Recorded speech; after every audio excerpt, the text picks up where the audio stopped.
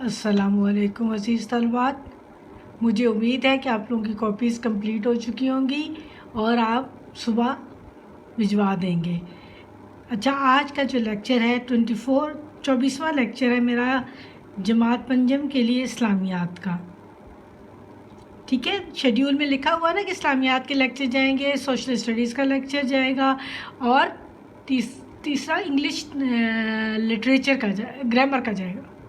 ٹھیک ہے نا، اسی حساب سے یہ لیکچرز ہیں۔ ٹھیک ہے، 24واں لیکچر ہے منگل کے دن کا، 21 تاریخ ہے 7/2020۔ ٹھیک ہے، غزوہ بدر ہم اسٹارٹ کر چکے ہیں۔ غزوہ بدر کے بارے میں نے آپ لوگوں کو بتایا تھا نا، وہ جنگ جس میں صلی اللہ علیہ وسلم، اس کے اسباب بھی بتائے تھے کہ جو کفار مکہ تھے آپ لوگوں کو مدینہ ہجرت کرنے کے باوجود آپ کو تنگ کرتے تھے۔ اکثر کوئی اکیلا مل جاتا مدینہ کے آس پاس تو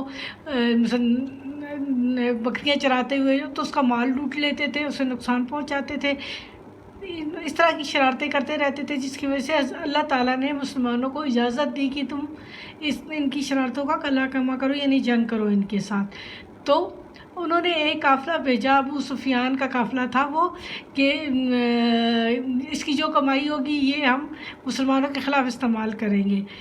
حضور صلی اللہ علیہ وسلم نے حکم دیا کہ اس قافلے کے فتنے کو روکنا چاہیے، لیکن وہ قافلہ تو بچ کر نکل گیا، لیکن ابو جہل کو جب پیغام ملا کہ قافلے پر حملہ ہونے والا ہے تو وہ 1000 کا لشکر لے کر مدینہ پر حملے کے لیے آ گیا، اور اس کے ساتھ پھر بدر کے مقام پر جنگ ہوئی ابو جہل کے ساتھ۔ ابو جہل مارا گیا اس جنگ میں، اور اسے مارا کس نے تھا؟ معاذ المعوذ نے۔ یہ بات تو پتہ ہے نا آپ لوگوں کو۔ تو اس طرح سے یہ مسلمانوں کو جنگ بدر میں فتح حاصل ہوئی، کیونکہ سامان بہت کم تھا ان کے پاس، لیکن پھر بھی اللہ نے ان کو فتح دی تھی۔ ہاں جی، آگے اب ہم جنگ کا آغاز پڑھیں گے۔ میری بک میں کچھ وہ اندر ہو گئے ہیں تو میں نے نا وہ لکھ لی ہیں ورڈز۔ جمعے کا دن تھا، ہجرت کا دوسرا سال، اور رمضان کی 17 تاریخ، جب مسلمان اور کافر ایک دوسرے کے مقابل ہوئے۔ چنانچہ کفار کی تعداد زیادہ تھی، اس لیے حضور صلی اللہ علیہ وسلم نے مسلمانوں کو حوصلے بلند کرنے کے لیے فرمایا۔ کیا فرمایا؟ یہ پڑھتی ہوں میں۔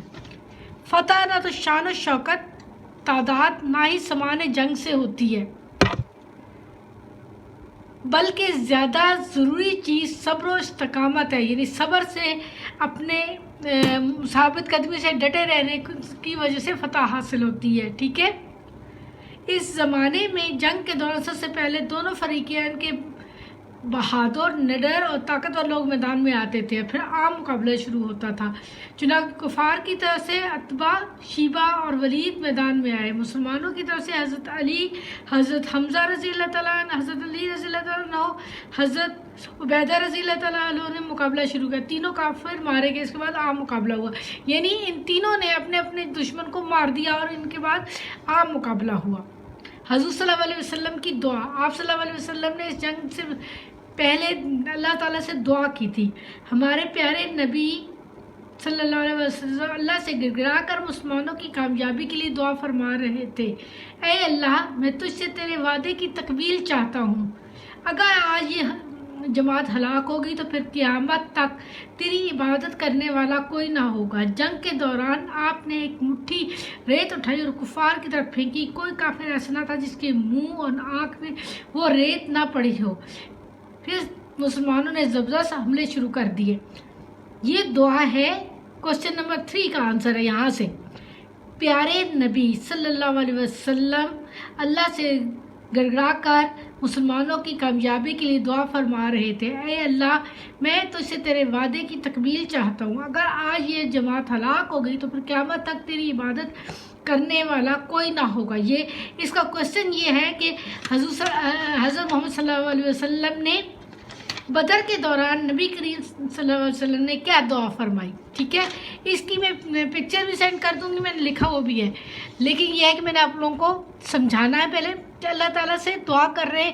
یہ سورہ انفال پڑھے نا، اس کے ترجمے تمام چیزیں غزوہ بدر کے اوپر ہے، پوری سورہ احزاب کا ترجمہ پڑھیں تو آپ کو غزوہ بدر کے تمام واقعات، تمام حالات بڑی اچھی طرح سے سمجھ آ سکتے ہیں۔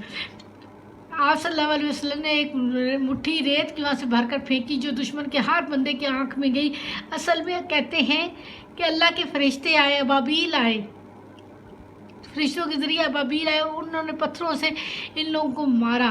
اللہ تعالیٰ کی رحمت تھی مسلمانوں کے ساتھ. اس وجہ سے اللہ تعالیٰ کے نبی دعا کر رہے ہیں نا کہ اگر اب یہ جماعت ہلاک ہو گئی تو پھر اس کے بعد تیرا نام لیوا کوئی نہیں ہوگا. اس لیے اللہ تعالیٰ نے ان کی دعا قبول کی اور ان کو فتح دی. شروع میں بھی آپ صلی اللہ علیہ وسلم نے کہا فتح نہ شان و شوکت اور تعداد نہ ہی سامان جنگ سے ہوتی، بلکہ زیادہ ضروری چیز صبر و استقامت ہے.